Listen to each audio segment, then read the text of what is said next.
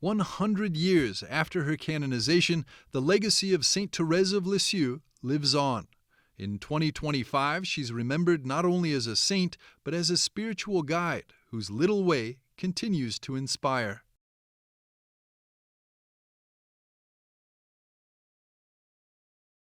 The late Pope Francis shared a deep spiritual bond with the Carmelite saint, Saint Thérèse of Lisieux. He welcomed her relics on multiple occasions, one of which during a general audience in June of 2023. Here before us are the relics of Saint Thérèse of the Child Jesus, the universal patroness of missions.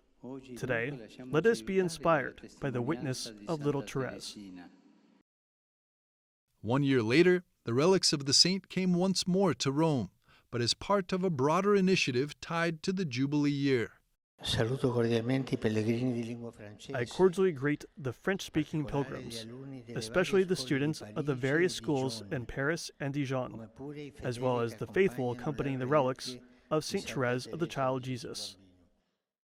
The plan of the Vatican was to have a church dedicated to Saint Thérèse of Lisieux. Since she's a French saint and that here is a French church, the Vatican asked us if it could be possible that we can welcome the relics for the Jubilee year.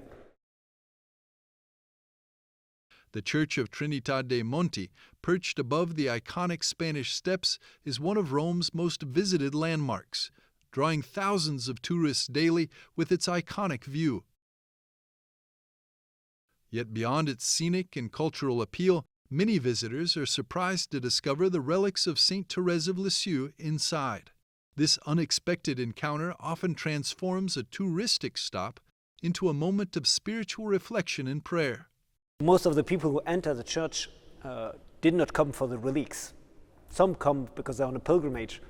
But what is very, very beautiful is they get touched by the simplicity of Saint Thérèse. She was a poor person, but she had trust in God, and God who could make out of it great things. So whenever people come in and we explain it to them, they are very touched by it, and we give the opportunity to people to write their intentions of prayer on a paper and to put them in front of the relics. And every day we collect hundreds of these papers. So it's quite amazing how people do not come for the relics, but at the end they come and they pray a while with the relics. More than a tourist destination, Trinità dei Monti is woven into the spiritual story of Saint Thérèse of Lisieux.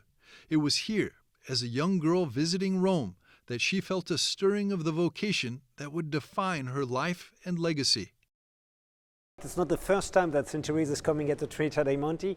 She came here physically when she did her pilgrimage in Rome, because when she was 15 years old, she went with her father here in Rome to ask the Pope the possibility to enter in the convent with 15 years old. And she came frequently at the Chapel Mater Admirabilis.